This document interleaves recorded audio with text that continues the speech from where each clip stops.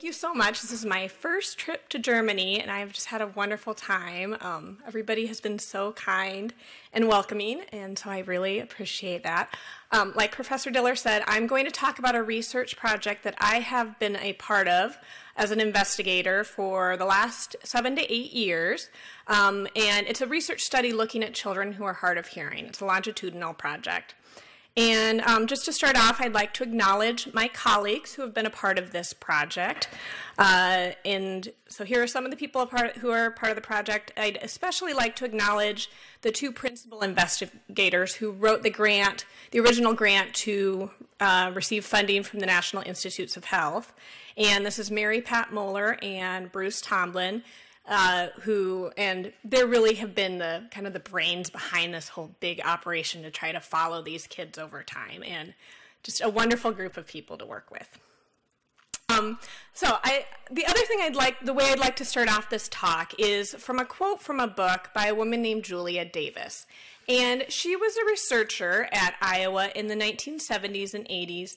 And she was really one of the first people to draw attention to this population of children who are hard of hearing. And in her book, she described how there's really not a lot of research on this population. And she goes on to talk about how they're not easily recognizable, and sometimes they're mistaken for children who may have vague, exotic, or bewildering problems, but we really haven't gotten to what's going on with this population. And so she describes them as invisible children. And the point I'd like to make with this quote is that she published this in 1977, and over 30 years later, in the mid-2000s, we still really didn't know much about this group. And so in the mid-2000s, around 2006, the National Institutes of Health convened a panel to try to discuss what do we know about this population, and what do we need to find out about. And based on that panel, they ended up funding several studies in the United States, including the project that I was a part of. And so we call this the Outcomes of Children with Hearing Loss Study, or OCHL. And this was a longitudinal, multi-center study that focused on outcomes of children with mild to severe bilateral hearing loss. And so there were 3 primary sites involved in the research. The yellow push pins show the children that were recruited from the University of Iowa, which that's our school colors, gold. The red pins show the children who were recruited from Boys Town National Research Hospital in Nebraska. That's the Cornhuskers in red. And then the blue are children recruited from University of North Carolina, and their school colors were blue. So we ended up recruiting 317 children from 17 different states around the U.S. And we had a control group of 117 children with normal hearing who were matched very carefully on age and socioeconomic status. We wanted to make sure that we were recruiting normal hearing children that were from the same neighborhoods and the same school districts as our hard of hearing population. And we started recruiting the children. We got the funding in 2008 and started recruiting children that year. So what really guided this project, what our goals were obviously we wanted to learn more about what's going on with children who are hard of hearing, and are they getting the services that they need. But we really wanted to identify this new generation of children. So now in the U.S., 97% of all children are being screened for hearing loss at birth. And we wanted to be able to prospectively follow these children very early on after they've been identified, received hearing aids, and started receiving early intervention services, because there just isn't a lot of evidence out there on what's going on with this population. Another goal was we wanted to find out, are these children achieving expected outcomes? And really, what are expected outcomes for this population? Can we expect children who are hard of hearing to be maintaining the same levels of performance as their normal hearing peers, or should we have lower expectations for them? And then a second question was, are these children at risk in terms of language skills and academics? And if they are at risk, what factors contribute to that risk? And are there protective, what we call malleable factors, things that we can intervene with that will lead to better outcomes? Another big gap that we wanted to address, and this is what I'm going to focus on mostly today, is we wanted to address this gap on hearing aids, which seems a little odd, but there's been lots of research looking at what's the influence of timing of services, which is an important question. How does early identification, early receipt of intervention services, how does that impact children? How do cochlear implants impact services? But there really hasn't been a lot of research looking at what's the impact of wearing hearing aids on outcomes. So we wanted to address that gap as well. So the children who participated in this study, and the study I should say is still currently ongoing, included children, they were between 6 months and 7 years of age at the time that they started in the study. English was the primary language. We excluded children that spoke Spanish as a primary language, for example, because all of our tests were in English. We also excluded children that had major secondary disabilities. So we didn't include children with severe visual impairments, cognitive impairments, or diagnoses of autism. We also excluded children with cochlear implants. We really wanted to focus on the impact of hearing aids and what services are being provided, how are the hearing aids being fit on children, how often are they wearing the hearing aids, and there's been lots of good research on cochlear implants that's been done over the years, very important research, but we wanted to exclude children that had cochlear implants. And then the main criteria was that they had to have a permanent, mild to severe bilateral hearing loss. So we also did not include children with unilateral losses in the study. So this is the model that we've been working with as we've described the results of the study. We just completed a supplement in ear and hearing that talks about the first 5 years of the study. And so what we were looking at as part of the project was a lot of the previous research has looked at how degree of hearing loss influences outcomes for children with hearing loss. And the results on that are really pretty mixed. Some studies have found that milder degrees of hearing loss lead to better outcomes, but then there are other studies, for example, by Julia Davis at the University of Iowa in the 1970s, that showed there's really any degree of hearing loss does put a child at risk, and having a mild hearing loss doesn't necessarily protect you from having poor outcomes. And so we wanted to look at that factor since it had been looked at before, but really what we wanted to focus on was these intervening variables, what we consider to be auditory access. And we thought that this really may be moderating the relationship between degree of hearing loss and outcomes. And so these specifically are aided audibility, how much access to the speech spectrum they have through their hearing aids, and then hearing aid use. So how often children are wearing their hearing aids on a daily basis. And these may seem like fairly basic questions, but neither one of these have really been addressed in the literature up to this point. And so if you want to get a more comprehensive understanding of this whole auditory access model, this is a much more simplified version than what we talk about in our manuscripts. We do have this ear and hearing supplement that just came out, and this is the first article in that by Bruce and Mary Pat. So on the other hand, though, I would like to play devil's advocate for why perhaps people have never looked at these auditory access factors before or haven't looked at them in much depth.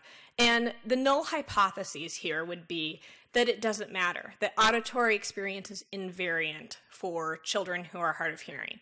And this would imply then infants and children wear their hearing aids all the time, all waking hours.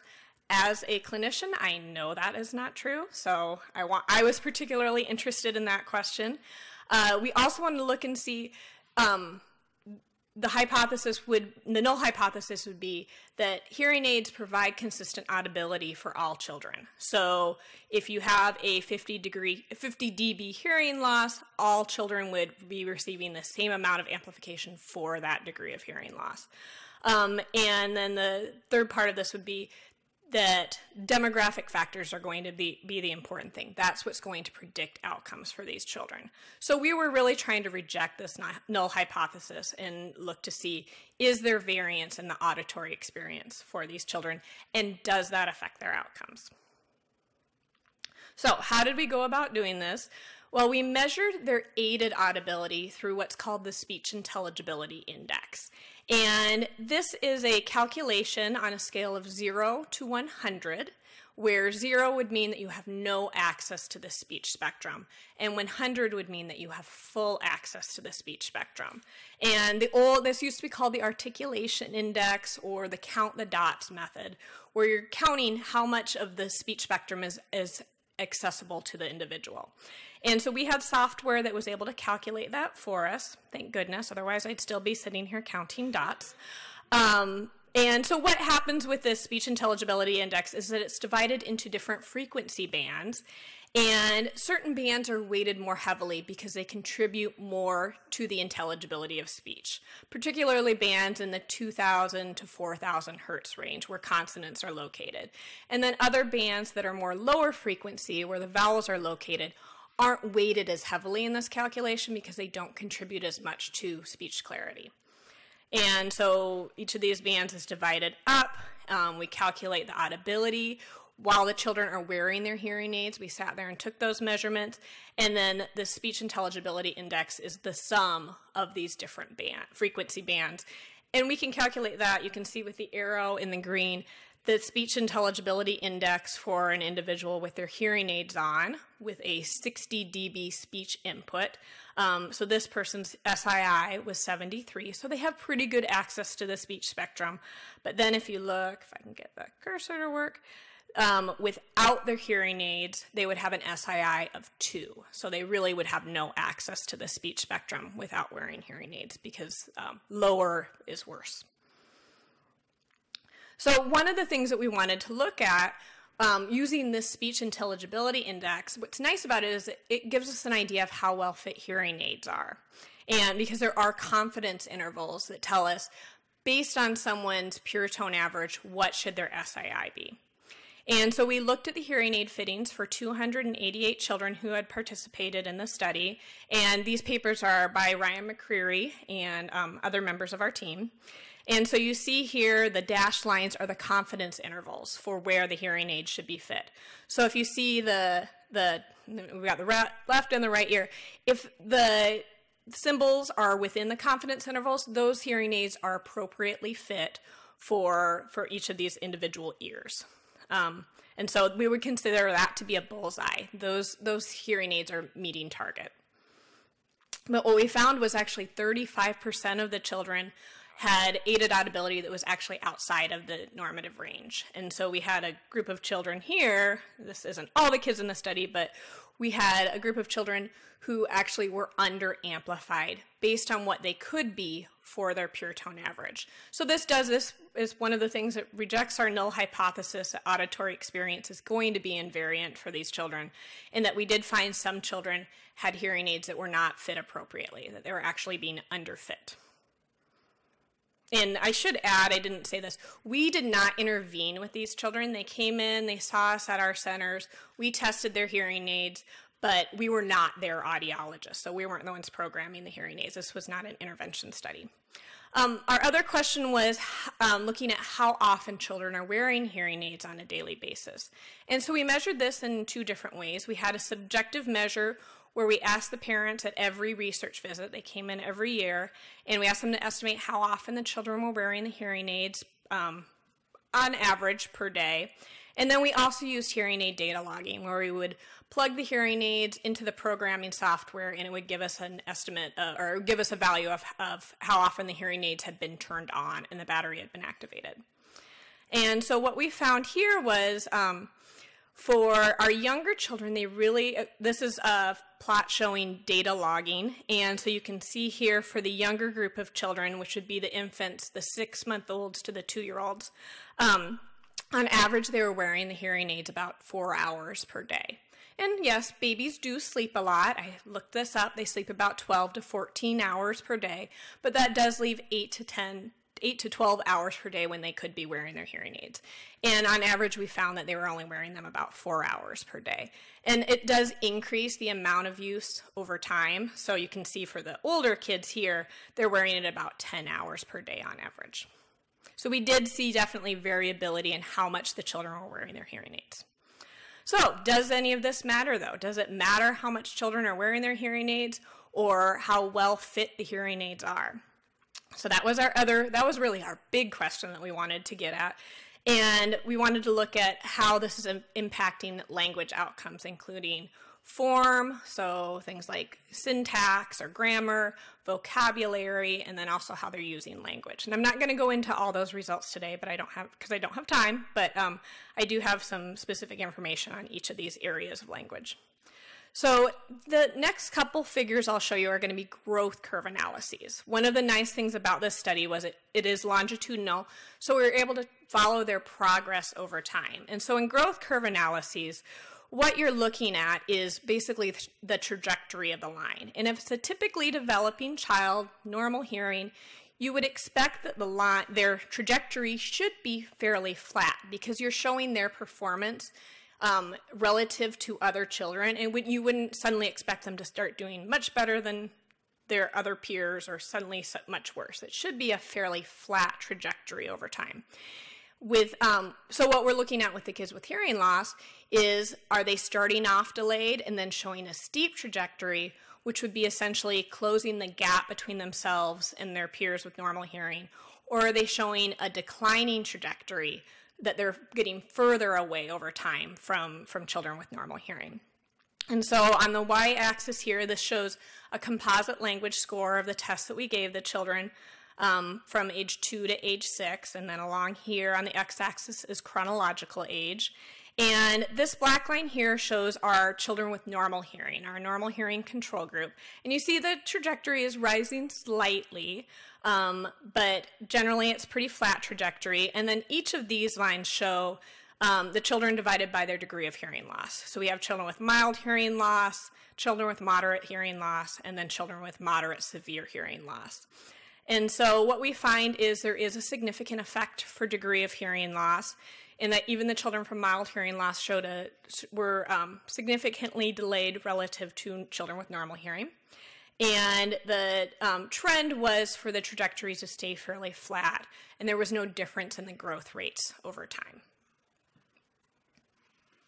Let's see, and this figure shows their language scores. Again, these are growth curve analyses as a function of when they received their hearing aids. And this is actually kind of interesting. You'll see the children who received their hearing aids at the youngest ages, so less than 6 months of age, had the highest language scores if you look at them at age 2. And this was a significant difference.